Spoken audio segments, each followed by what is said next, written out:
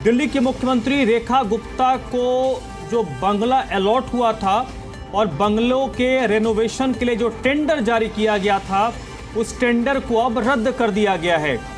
PWD की तरफ से ये जानकारी साझा की गई है और इसके पीछे वजह बताया गया है प्रशासनिक कारण। मुख्यमंत्री को 2 बंगलों अलॉट हुए हैं, 1 नंबर और 2 नंबर।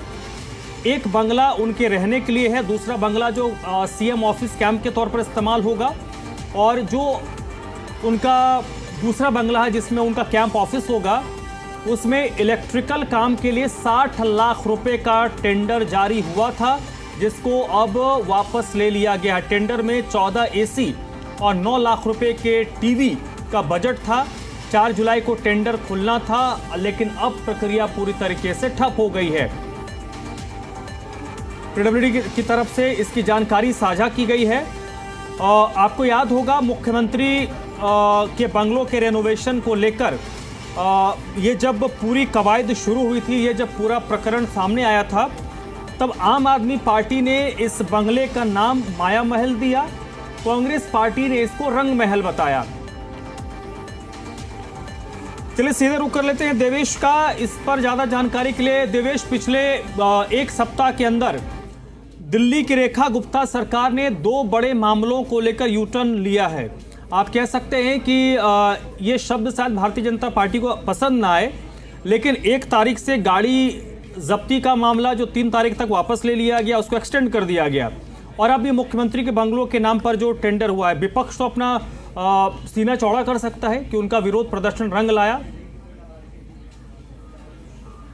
देखिए, बिल्कुल लगातार विपक्ष इस मुद्दे को उठा रहा था। न केवल जो पुरानी गाड़ियों का जो मुद्दा था उसको जोर शोर से उठाया था आम आदमी पार्टी ने और कांग्रेस ने भी, साथ ही साथ जो दिल्ली के लोग थे उन्होंने भी इस मुद्दे को उठाया था कि ये ठीक नहीं है जो 10 साल पुरानी डीजल और 15 साल पुरानी जो पेट्रोल के वाहन है। हालांकि पत्र जरूर सरकार की तरफ से लिखा गया था सीएके को, और उसको अब आगे बढ़ा दिया, यानी कि 1 नवंबर से वो लागू होगा।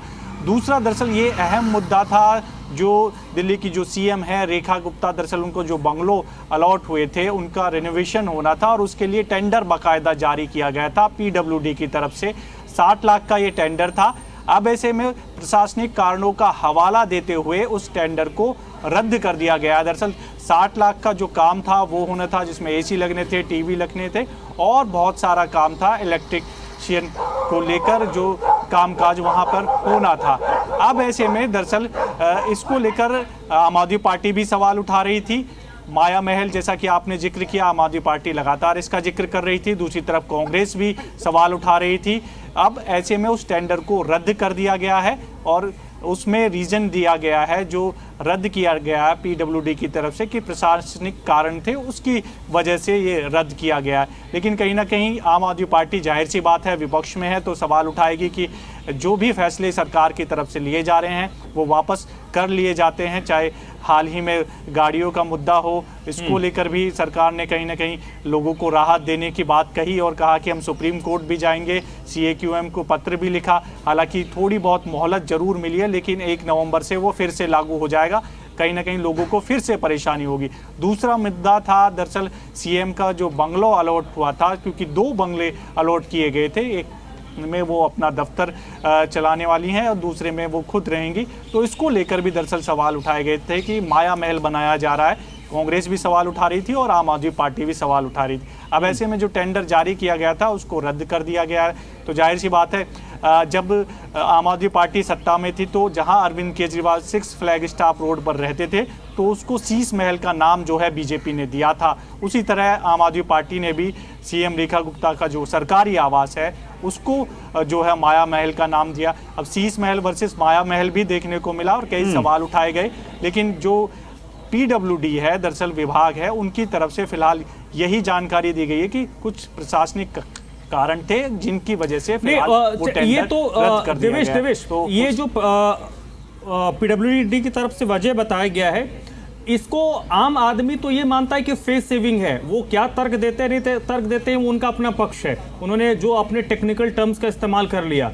लेकिन एक प्रमुख मसला तो ये रहेगा कि जैसा कि आपने जिक्र किया कि आम आदमी पार्टी तो ये कह सकती है, कांग्रेस पार्टी कह सकती है कि हमने विरोध किया जिसके कारण इनको अपना फैसला रोल बैक करना पड़ा, लेकिन अब सरकार को ये देखना है कि आप इस तरीके के फैसले जब लेते हैं तो उसके रिपरकशन भी आपको देखना पड़ेगा। ऐसा ना हो कि आपने कोई फैसला लिया और आपको फिर पॉलिटिकली बड़ा नुकसान होगा, क्योंकि कोई भी पार्टी जब कोई फैसला लेती है तो उसके 10 कदम आगे का सोच कर लेती है कि इसके रिपरकशन क्या हो सकते हैं। क्या वर्तमान सरकार ये नहीं देख रही है? आप कुछ भी इंप्लीमेंट कर देते हैं और 2 दिन के अंदर उसको वापस ले लेते हैं, तो ये सरकार की किरकिरी तो करवा रहा है। भारतीय जनता पार्टी की छवि तो खराब हो रही है।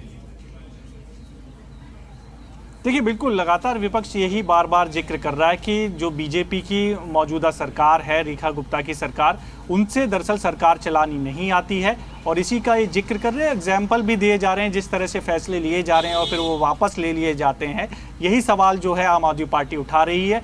अब ऐसे में ये भी जो टेंडर है वो वापस लिया गया, तो जाहिर सी बात है विपक्ष इस बार फिर इस पर सवाल उठाएगा कि किस तरह से फैसले लेते हैं और फिर किस तरह से इनके जो विभाग है वो वापस जो है ले लिए जाते हैं फैसले। तो जाहिर सी बात है तो सवाल तो उठेंगे। जिस तरह से एक तंज जो है आम आदमी पार्टी बार बार कसती है बीजेपी की कि फुलेरा की पंचायत चल रही है, इनको पता ही नहीं कि सरकार कैसे चलानी है।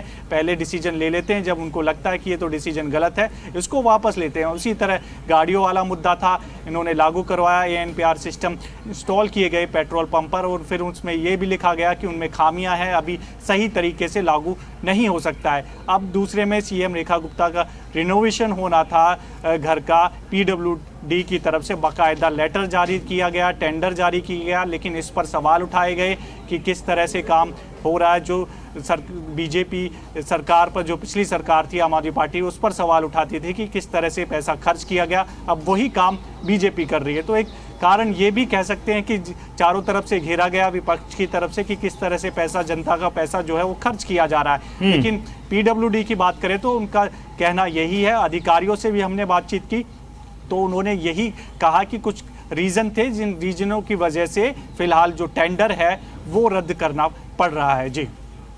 बहुत बहुत शुक्रिया दिवेश आपका इस पूरी जानकारी के लिए, इस पूरी बात।